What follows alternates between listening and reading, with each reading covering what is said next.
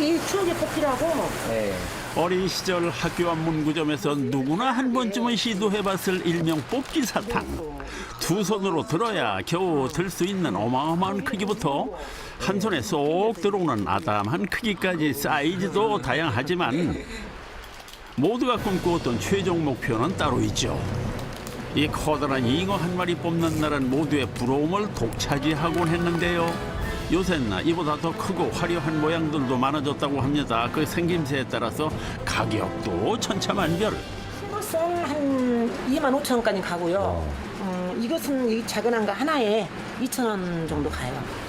한마디로 요 틀에 따라서 가치도 정해진다는 말씀인데 보기엔 평범해 보여도 스테인리스와 알루미늄 그리고 비밀 재료를 달인만의 조합으로 만들어냈다는 이 틀은 달인만큼이나 아주 단단한 내공을 지녔답니다.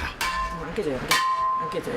진짜요? 네. 고무 재질 같은 건 줄 알았는데 보니까 아니에요. 뭐예요, 이거? 프라이팬 재질. 아니, 프라이팬 재질이에요? 네. 되게 단단한 네. 거예요. 빡빡하게 떨어져도 안 깨져요. 이게. 하지만 어디 틀만 튼튼해서 될 일인가요? 자고로 속이 알차야 알짜 아니겠습니까?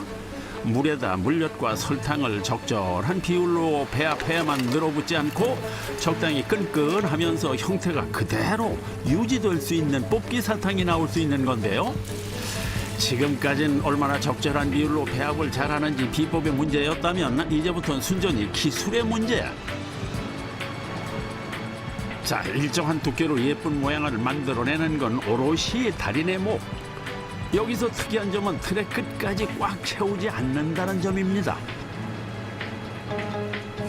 잉어의 꼬리 시작점에서 정확히 서럽돼야 끝부분까지 일정하게 채워진다고 합니다.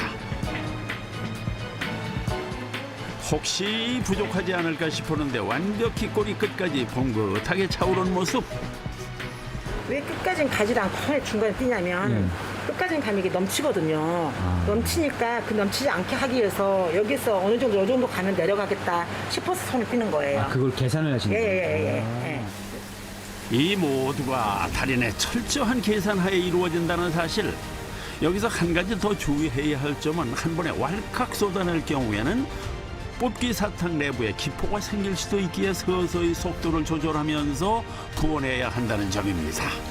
속도, 양 모두 오랜 내공을 쏟아 부어 만들어냈으니 한치의 오차도 있을 리가 있나요? 처음부터 틀과 함께 만들어진 듯 꼭 맞게 채워진 뽑기 사탕. 이를 볼 때마다 달인의 뿌듯함도 함께 가득 차오른다는군요.